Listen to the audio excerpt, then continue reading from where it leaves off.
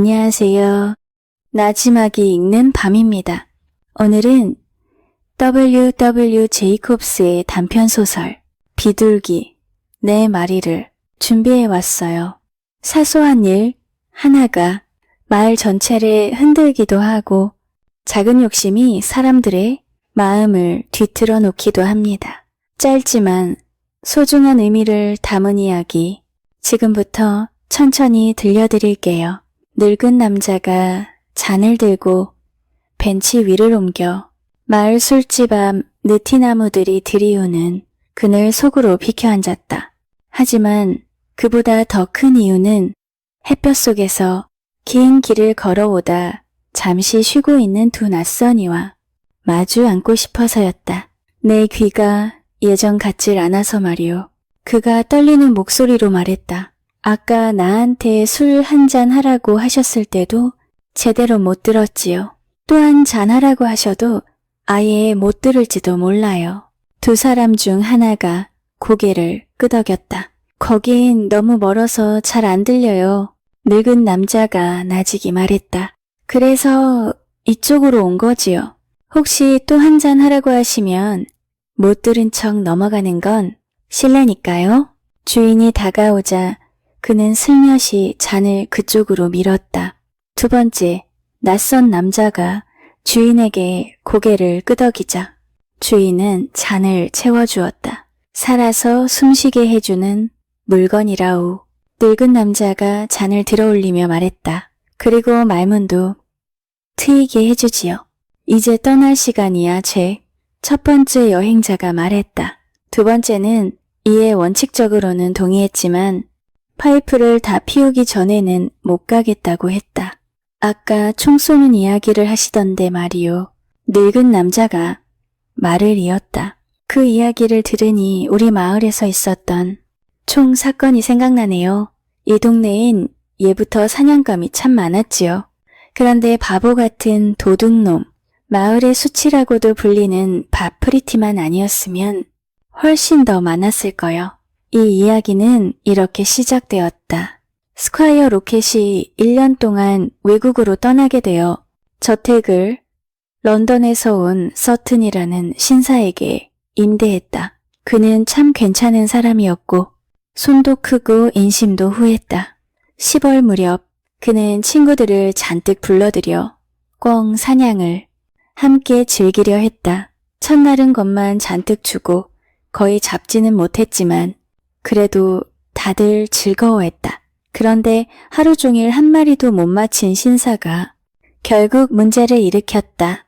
12명 남짓 함께 몰이하던 빌 체인버스를 쏴버린 것이다.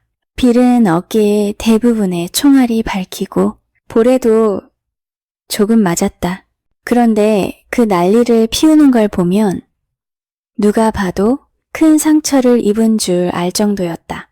그는 바닥에 누워 신음하며 눈을 질끈 감고 있었고 헨리 워커가 가까이 가서 다친 곳이 있는지 묻기 전까지는 모두 그가 죽어가는 줄 알았다. 빌을 집으로 옮기려면 4명이 붙어야 했다. 그런데도 그는 까다롭기 짝이 없었다. 모두가 속삭여야 했고 피터 거빈스가 순간적으로 휘파람을 불자 당장 따졌다. 내 마음이 어디 있는지 아시오? 걸음이 빠르면 흔들린다고 불평하고 느리면 잠이라도 자냐고 뭐라고 했다. 그렇게 빌은 거의 일주일을 누워 있었다. 하지만 그를 쏜 신사는 매우 사려 깊었다. 자신 잘못이라며 의사를 보내 진료비도 부담하겠다고 했다. 게다가 빌에게 고생한 보상이라며 돈까지 10냥을 건넸다. 원래 빌은 한 주 더 누워있을 작정이었고 의사는 하루 2번 찾아오며 그렇게 하지 않으면 위험하다고 경고했다. 하지만 10냥은 그의 마음을 단숨에 바꿔놓았다. 사고가 난 지 정확히 일주일 되는 저녁 그는 술집으로 와 자신의 돈을 쓰기 시작했다. 얼굴에는 붕대를 감고 들어왔고 걸음걸이는 비틀비틀했으며 목소리도 희미했다. 주인 스미스는 그에게 편한 안락 의자와 방에서 베개까지 가져다 주었다. 빌은 마치 왕이라도 된 듯 앉아 자신이 당한 고통이며 총에 맞은 느낌이 어떠했는지 잔뜩 이야기했다.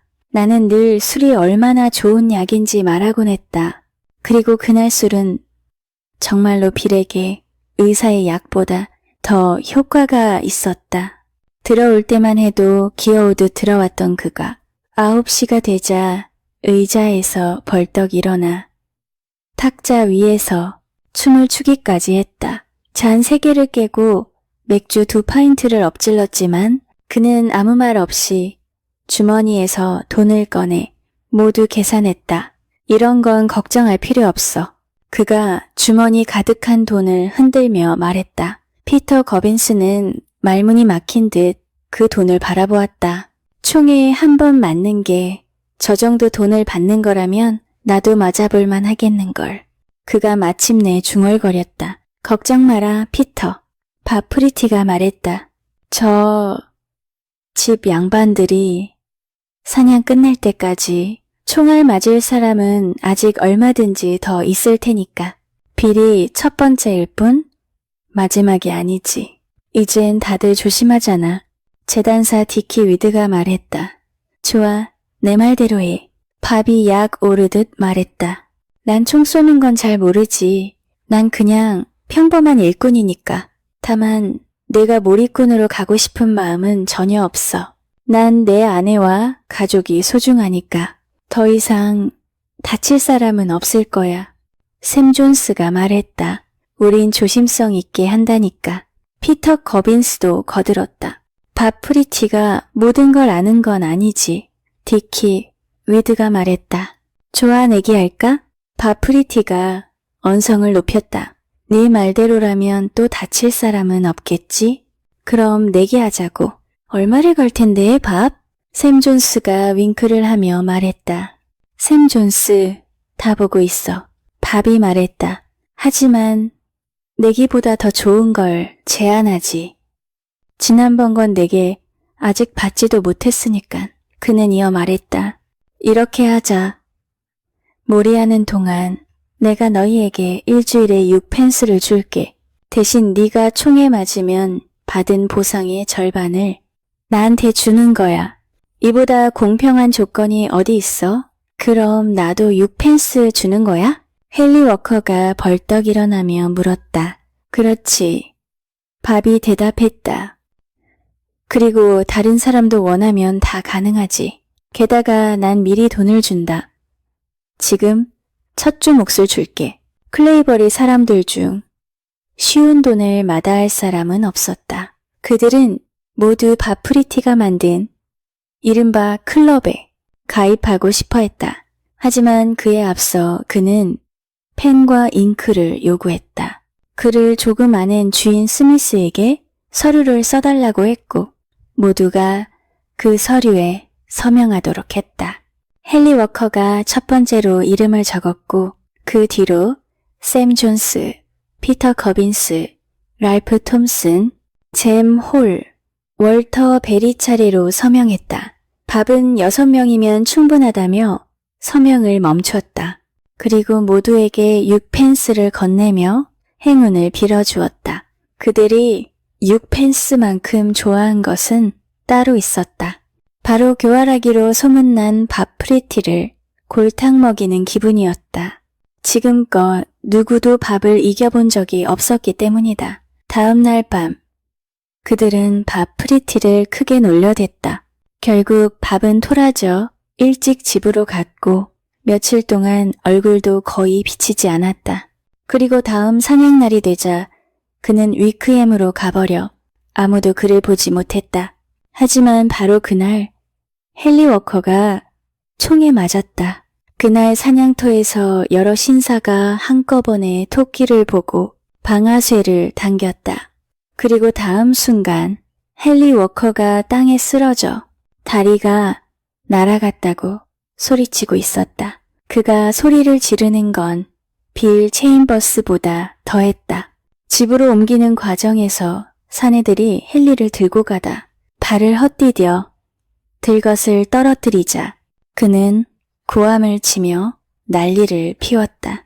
의사 그린이 방으로 들어오며 손을 비비는 모습만 보고도 헨리는 모욕이라며 화를 냈다.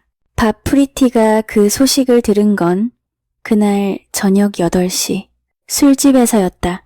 그는 마시던 술잔을 내려놓고 그 길로 헨리에게 달려갔다.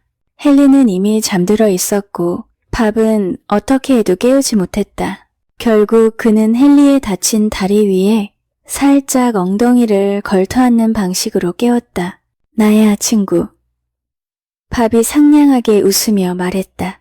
헨리는 비명을 지르며 벌떡 일어나 그를 밀쳐냈다. 헨리는 욕을 퍼부으려다 겨우 참았고 분한 마음에 이를 악물며 밥을 곁눈질로 노려보았다. 네가 내 이름이 클럽 명단에 있다는 걸 나중에서야 생각해냈지 뭐냐. 밥이 말했다. 이번엔 절대로 열냥보다 적게 받지 마라, 헨리. 헨리는 눈을 감아버렸다. 말 안 했군. 오늘 아침에 이미 마음을 정했지. 난 이제 네 클럽에서 빠지기로 했어, 밥. 그런 건 제때 말해야지. 밥이 고개를 저으며 말했다. 이제 와서 말해봤자 늦었잖아. 난 네 돈이 필요해. 헨리가 약한 목소리로 말했다. 혹시 나무 의족이라도 하게 될지 누가 알아. 밥. 너무 앞서 걱정하지 마라. 밥이 부드럽게 말했다. 서튼 씨라면 네가 원하면 의족도 해줄걸. 그리고 만약 그렇게 된다면 네가 받는 돈의 절반은 안 받아도 된다. 헨리. 밥은 그렇게 말하고 가버렸다. 헨리의 아내가 잠시 후방으로 올라왔을 때 헨리는 하도 흥분해서 아내가 말릴 수조차 없을 지경이었다. 헨리는 결국 일주일 넘게 누워 있었다. 내 생각엔 큰 상처는 아니었지만 문제는 누가 그를 쐈는지 아무도 모른다는 데 있었다. 서튼 씨는 사냥꾼들을 불러 모아 설명을 들었다. 헨리가 바지를 걷어올려 다친 다리를 보여주는 걸 여러 번 반복한 끝에야 그들은 빌과 같은 액수인 10냥을 보상해 주기로 결정했다. 바프리티는 이 돈의 절반을 받기까지 이틀이나 걸렸다. 그는 필요 이상으로 조용히 행동하려 했는데 그의 클럽 이야기를 혹시라도 서튼 씨가 알게 될까 조심스러웠던 것이다. 결국 그는 헨리에게 말했다. 내가 변호사 만나러 위크햄까지 가야겠군. 그러자 스미스 주인이 헨리에게 서류 내용을 읽어주며 그대로 버티면 10냥보다 더 큰 금액을 물어내야 할 수도 있다고 설명했다. 그제야 헨리는 울며 겨자 먹기로 밥에게 절반을 건네고 다시는 그를 보고 싶지 않다고 말했다. 그날 밤 밥은 술집에서 큰 소리로 자신이 얼마나 억울하게 대접받았는지 떠들었다. 눈에는 눈물이 글썽이기도 했다. 결국 그는 말했다. 이런 말도 안 되는 소란이 계속될 바엔 클럽을 없애버려야겠군. 그게 좋겠지. 샘 존스가 말했다. 난 이제 더는 참여하지 않을 거야. 혹시 내가 총에 맞으면 그 돈은 내가 가져야지. 나도야. 피터 거빈스도 말했다. 내가 번 돈을 바프리티에게 넘기느라 속이 뒤집힐 것 같다니까 차라리 아내에게 줄 거야. 다른 사람들도 모두 그렇게 말했다. 하지만 밥은 전날 6펜스를 이미 받았으니 이번 주까진 참여해야 한다고 주장했다. 규칙이 그렇다는 것이었다.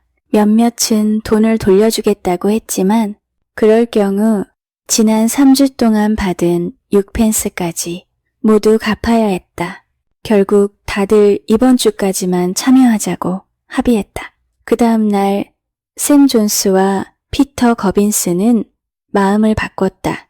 샘은 아내가 일요일 모자 속에 숨겨둔 은화를 찾아냈고 피터는 아들의 저금통을 털어 돈이 얼마나 있는지 확인했다. 둘은 밥에게 18펜스를 갚으려고 술집까지 왔지만 밥은 없었다. 그의 아내는 남편이 위크햄에 가서 토요일까지 돌아오지 않을 거라고 말했다. 결국 둘은 그 돈을 술 마시는데 써버렸다.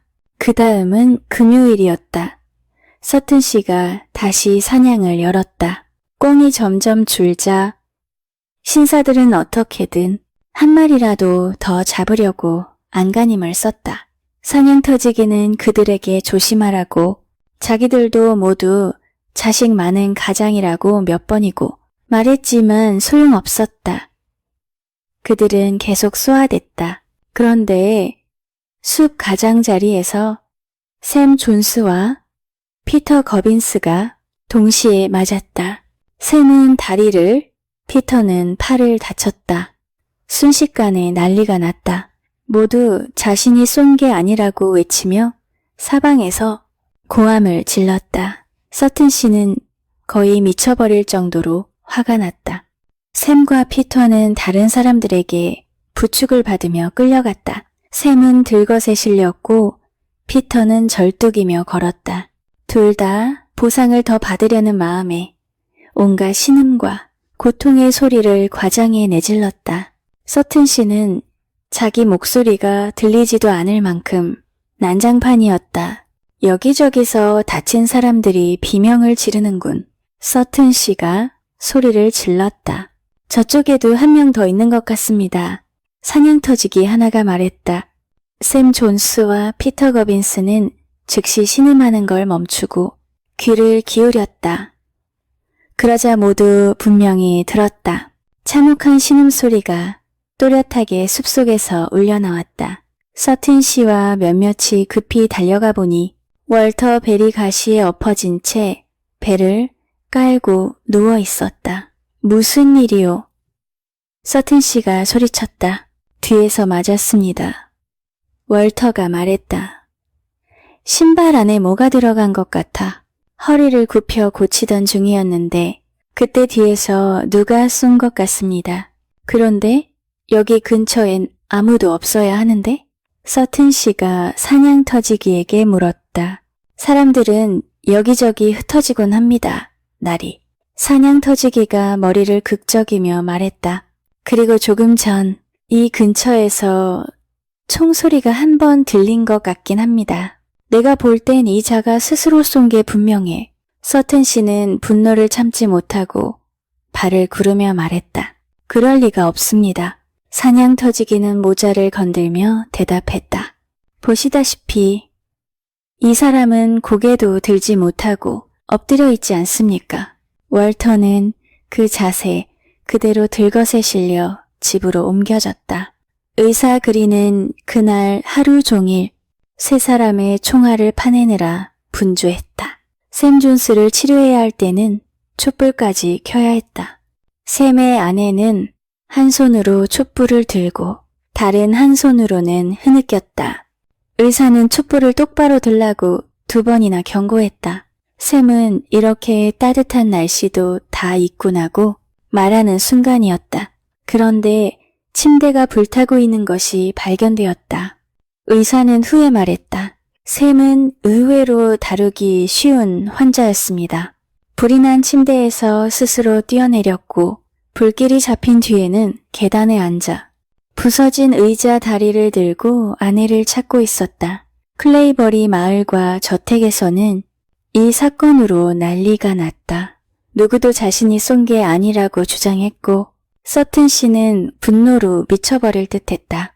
이제 난웃음거리가 됐어. 차라리 장난감총을 들고 다니라 하지. 그는 사냥꾼들에게 고함쳤다. 말다툼이 심해져 결국 두 사람은 그날 밤 짐을 싸서 떠나버렸다. 술집에서도 이 논쟁은 이어졌고 사람들은 바프리티의 클럽에 가입한 6명 중 벌써 4명이 다쳤다는 사실을 두고 수근거렸다. 사람들은 밥이 없을 때 더 노골적으로 떠들어댔다. 밥이 다음 날 술집에 나타나자 곧바로 큰 소동이 벌어졌다. 헨리 워커가 먼저 입을 열었다. 바프리티, 끔찍한 소식 들었겠지? 들었지. 밥이 대답했다. 내 마음이 얼마나 아픈지 모를 거야. 내가 뭐라 했었지? 저 양반들이 위험하다고 말했잖아. 근데 아무도 안 믿더니 보다시피 내 말이 사실이었어. 참 이상하군. 헨리가 주변을 둘러보며 말했다. 총 맞은 사람들 전부 네 클럽에 가입했던 사람들이라는 게. 그게 바로 내 운이지. 밥이 말했다. 난 원래 운이 좋아. 그래서 그 사람들이 보상받은 돈의 절반을 챙기려고 하는 건가? 헨리가 똑바로 그를 노려보며 말했다. 지금 그런 이야기를 꺼낼 때가 아니지. 밥이 말했다. 저 사람들이 다친 걸 생각하면 돈 이야기는 참아야 하지 않겠어? 넌 한 푼도 못 가져. 헨리가 소리쳤다. 그리고 나한테서 가져간 내 돈 다 돌려놔. 5냥 말이야. 그건 무리야, 헨리. 밥은 웃으며 말했다. 넌 무슨 클럽을 꾸려놓고 이런 짓을 할 생각이었지? 난 이제야 알겠어. 헨리가 말했다. 생각을 해보니까 네가 숨어서 우리를 쏜 거잖아. 밥 프리티. 순간 술집은 숨소리조차 들리지 않을 만큼 조용해졌다. 그리고 바로 다음 순간 모든 사람이 동시에 떠들어대기 시작했다. 귀가 먹먹할 정도였다. 그 와중에도 바프리티만은 태연했다. 헨리, 미쳤군. 밥이 고개를 저으며 말했다. 넌 살인자야. 랄프 톰슨이 주먹을 쳐들며 외쳤다. 헨리 워커가 정신이 나갔어. 밥이 다시 말했다. 난 그 근처에도 가지 않았어. 그때마다 나와 함께 위크엠에 있었다는 걸. 증언할 사람이 10명은 돼. 너 같은 사람이라면 맥주 한 잔이면 뭐든 증언하게 만들지. 헨리가 말했다. 난 더 말 안 해. 지금 당장 서튼 씨에게 알려야겠어. 안 하는 게 좋을걸, 헨리. 밥이 조용히 말했다. 네 걱정은 안 해도 돼. 난 갈 거야. 헨리가 단호하게 말했다. 정말 미쳤군.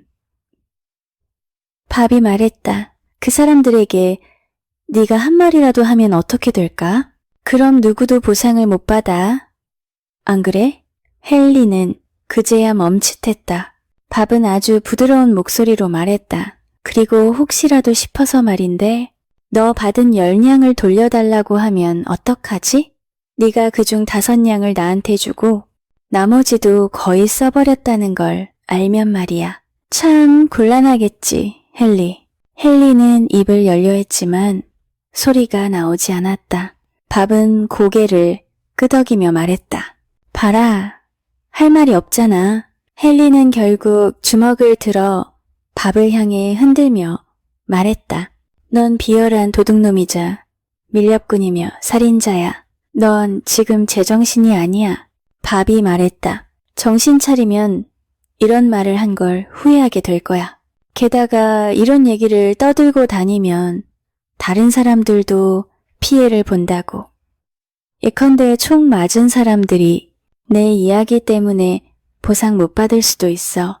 밥의 말은 그럴듯했다. 하지만 모두가 분통을 터뜨렸다. 조용히 듣고 있던 존 빅스가 말했다. 그래도 밥 프리티가 이렇게 멀쩡히 넘어가는 꼴을 볼 순 없지. 그래봤자 너희 돈 절반은 내가 가져야지. 밥이 문을 나서며 말했다. 난 가난한 사람이고 내 권리는 챙길 거야. 그리고 솔직히 나였으면 너희가 훨씬 심하게 다쳤을걸. 특히 헨리 워커넌 말이야. 지금은 거의 다친 것도 아니잖아. 상종도 말자. 존 빅스가 말했다. 헨리, 네가 샘이랑 다른 사람들에게 이 이야기를 전해라. 분명 위로가 될 거야. 그리고 내가 받을 절반도 잘 말해줘. 밥이 문 밖으로 나가며 덧붙였다. 기운 빠져서 말을 너무 아낄까봐 걱정되거든. 누구도 답하지 않았다. 그리고 헨리는 곧장 다른 부상자들을 찾아가 이 이야기를 전했다. 존 빅스의 말대로 헨리의 이야기는 그들에게 묘한 위안이 되었다. 하지만 그들도 밥과 같은 결론에 도달했다. 돈을 다 쓰기 전까진 입 다물자. 월터 벨이 말했다. 그 뒤엔 서튼 씨가 밥을 감옥에 쳐넣든 말든 알아서 하겠지. 며칠 뒤 서튼 씨가 그들을 모두 찾아왔다. 사냥은 끝났고 신사들은 돌아갔지만 남기고 간 보상금이 있었다. 다친 사람들 모두 10냥씩 받도록 했지만 술집에서 그 돈을 탕진하는 걸 들은 그는 생각을 바꿨다. 앞으로는 일주일에 한 번 10실링씩 나눠주겠다. 이 사실을 이해시키려 그는 몇 번을 반복해 설명해야 했다. 월터 벨은 억울함을 참다 못해 이불을 입에 물고 소리를 죽여야 했다. 팔에 붕대를 감은 피터 거빈스는 술집에 가장 먼저 나타났고 침울함에 꽉 잠겨 아무도 그를 달랠 수 없었다. 그는 10냥짜리 금화 여러 개를 손에 쥐는 모습을 기대하고 있었지만 작은 동전 하나씩만 받게 되자 실망이 너무 컸다. 어쩌다 소문이 새었을까? 디키 위드가 말했다. 내가 말해주지. 바프리티가 구석자리에서 고개를 끄덕이며 말했다. 피터는 그를 쳐다보지도 않았다. 내 친구가 위크햄에서 서튼 씨에게 편지를 보냈거든. 빌 체인버스와 헨리 워커가 여기 와서 어떻게 그 돈을 펑펑 썼는지 보고 몹시 실망했다더군. 그래서 노동자를 위하는 친구라는 이름으로 조언을 보냈지. 돈을 한 번에 주지 말라고 말이야. 네 친구가 왜 그런 짓을 했지? 존 빅스가 물었다. 몰라. 바비 태연이 말했다. 글 쓰는 걸 좋아하는 사람이야. 심지어 내일도 또 편지를 쓸 거라고 하더군. 내 말만 잘 들으면 말려볼 수는 있지. 또 쓴다고? 무슨 내용으로? 피터가 노발대발하며 물었다. 그는 앞에서는 2번 다시 밥과 말을 섞지 않겠다고 했지만 돈이 끼니 태도가 달라졌다. 내 결백을 증명하는 편지 말이야. 밥이 말했다. 너희가 총에 맞은 게 내가 한 짓이 아니라는 걸 말해야 한다고 하더군. 피터는 얼굴이 하얗게 질렸다. 나야 누가 뭘 하든 상관없지. 밥이 어깨를 으쓱였다. 증거도 없고 내 알리바이를 증명해줄 사람도 많고 하지만 서튼 씨는 어떻게든 수치를 피하려고 할 테니 너희가 받게 될 돈을 줄일 수도 있어. 너 감히 그걸 하겠다는 거냐 밥? 피터가 떨리는 목소리로 물었다. 내가 아니라 내 친구지. 밥이 고개를 갸웃하며 말했다. 그래도 말리려고 노력해볼 수는 있지. 예전 정을 생각해서 말이야. 대신에 내 몫의 절반은 이번 주 것도 정확히 받아야겠다. 처음에는 피터가 한 푼도 줄 수 없다고 고집했다. 하지만 이내 마음을 바꾸었고 샘과 월터에게 가서 상의하겠다며 자리를 떴다. 얼마 지나지 않아 그는 돌아왔고 밥에게 첫 주 몫의 절반을 지불했다. 월터는 미칠 듯이 화를 내고 있고 샘은 너무 충격받아서 오늘 밤 버티기 힘들 거라더라. 피터는 씁쓸하게 말했다. 이렇게 비둘기 4마리 이야기가 끝이 납니다. 사람 마음의 욕심과 어리석음, 그리고 그 속에서 드러나는 작은 진실들이 묘하게 오래 남는 이야기인 것 같아요. 오늘도 함께 해주셔서 감사합니다. 편안한 밤 되세요.